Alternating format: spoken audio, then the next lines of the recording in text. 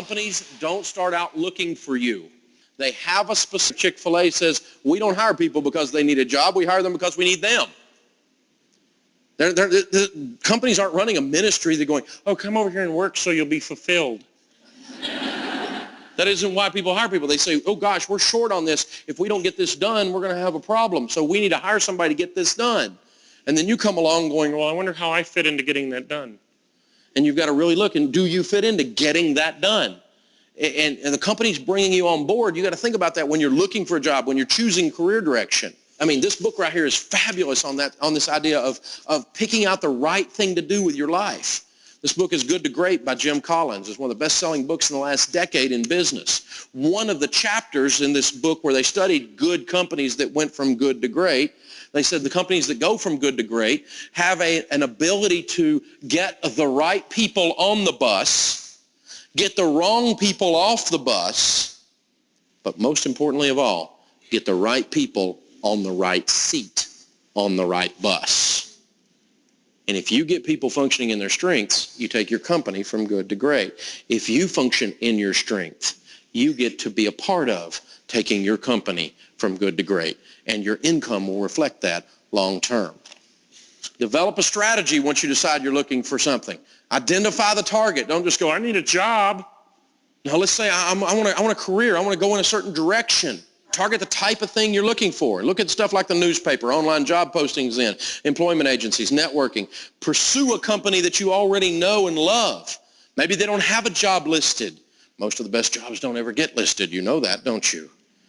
It's a friend of a friend. It's networking and those kinds of things. Only 15% of the jobs come out of the newspaper.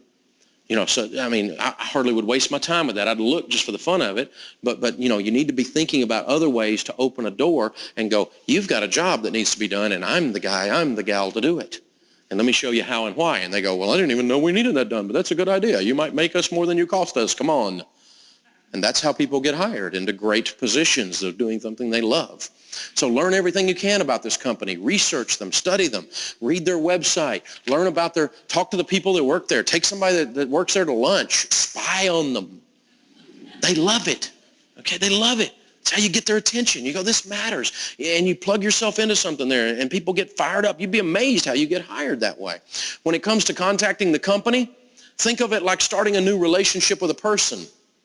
If you were going to start a relationship with a person, have you ever walked up to someone at a party or maybe a wedding reception, something like that, where everybody's just standing around talking, a bunch of strangers, and they walk up, and especially guys will say something like, what do you do?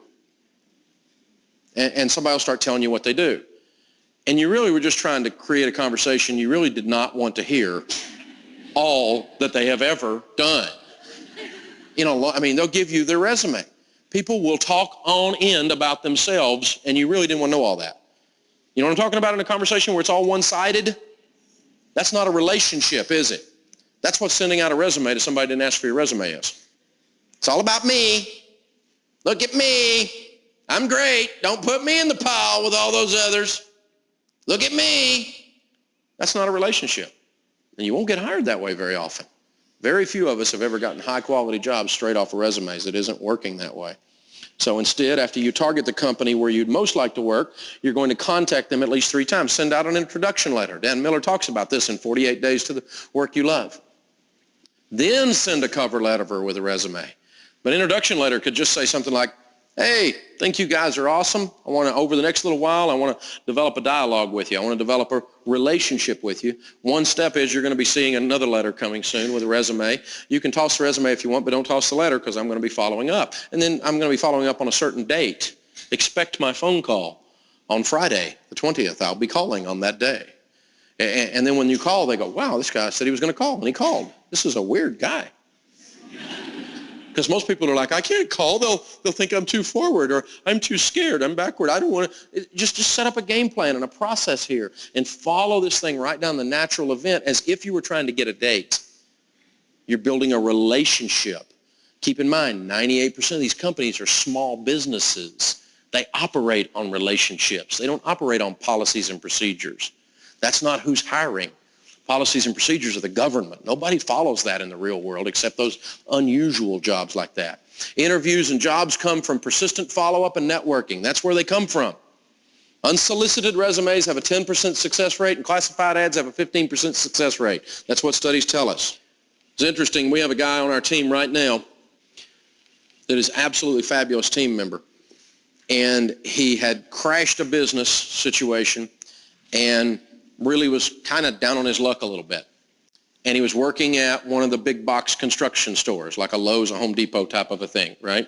And just to get some money. He was just to eat money, you know, while he looked for something to do and get back up on his feet and kind of get his, you know, kind of shake that thing off from getting knocked down. You know how it is. Do you know how it is? Say yes. Yes. And he sent in the resume, and in our place we get lots of resumes. I told you we got several hundred folks on our team, and so it got in the pile with the resumes, and you know, and it was, you know, we never really got around to it, and he wrote me this cool email telling me this story, and he's a storyteller.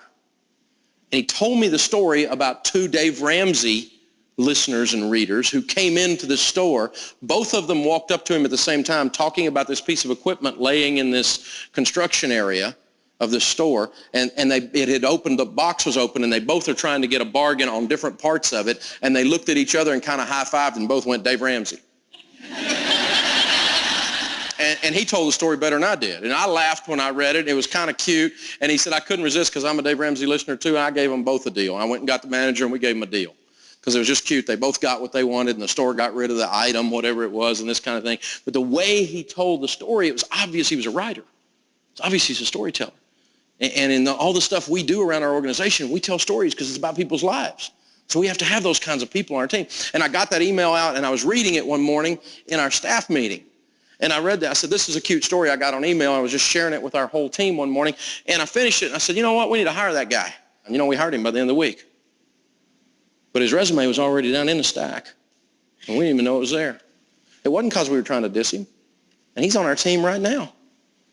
Why? Because he used a different approach that showed his talents, connected with us in the way we think and have a philosophy inside of our organization, and boom, he got the job he wanted.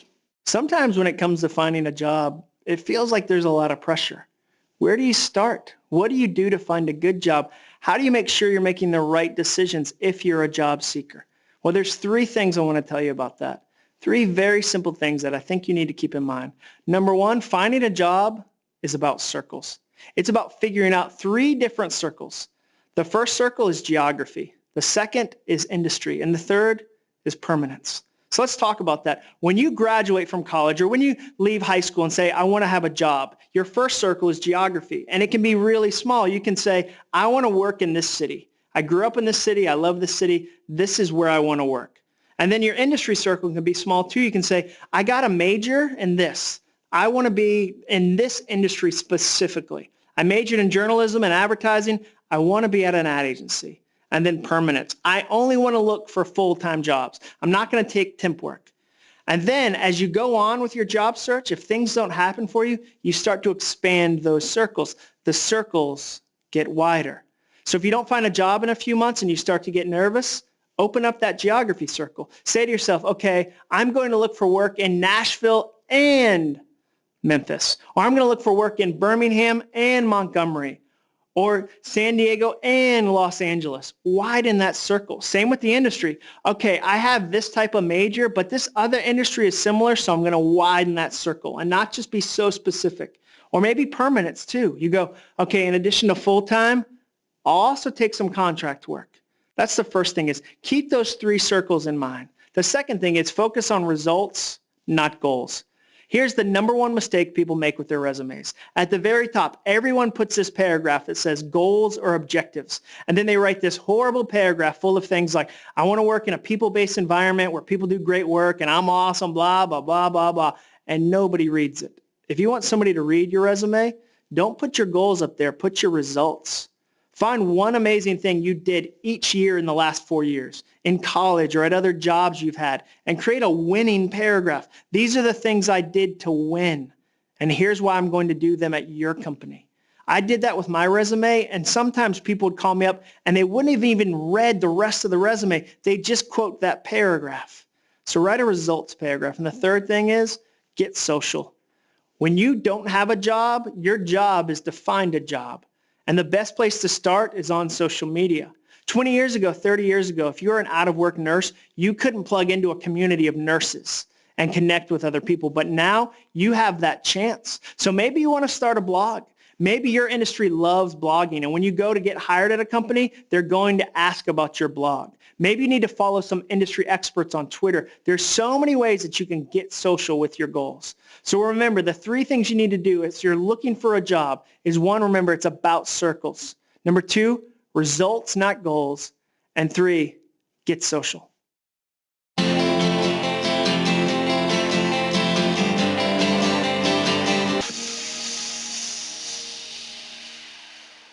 Hey, folks, you are listening to The Dave Ramsey Show. Common sense for your dollars and cents. Up next is Nick in Chicago. Hey, Nick, what's up in your world? Hey, Dave. I'm only in high school. Besides education after high school, what are some goals I should be setting for myself, and how can I stay focused on those with so many distractions in my life? Well, that's a good question, Nick. I appreciate you calling in with that. You know, goals are a funny thing. You're always going to have distractions. As a matter of fact, I think the biggest problem with hitting goals is not the strain to get to the goal. It's the strain to not be distracted, the things that get in your way. And so it's really wise for you to ask that question. I think it's always good to have several types of goals and several sizes of goals. For instance, you could have an intellectual goal that is just, I want to read a book. I want to read a book on business or a book on leadership, or I want to read a book on art or whatever. And that's a fairly small goal. But then you could say, I wanted to get a degree, a 4-year degree, and go to college in art or in business. Well, that's a big goal.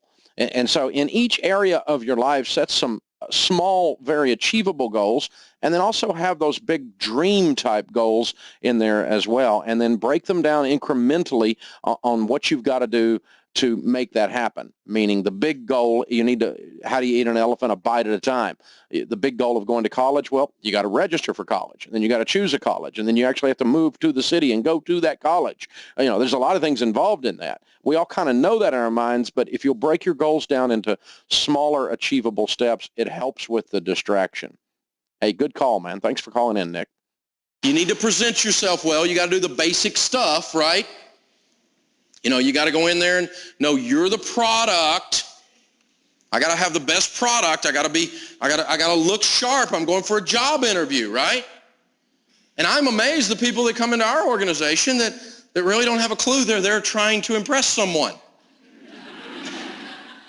Dude, I wouldn't even let you come to my house as a guest wearing that. And you want to come to work here wearing that?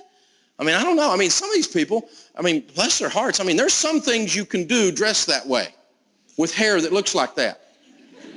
And there's some things you can, you know, it's okay to be in a punk rock band if it looks like you fell into a tackle box, you know? But, right?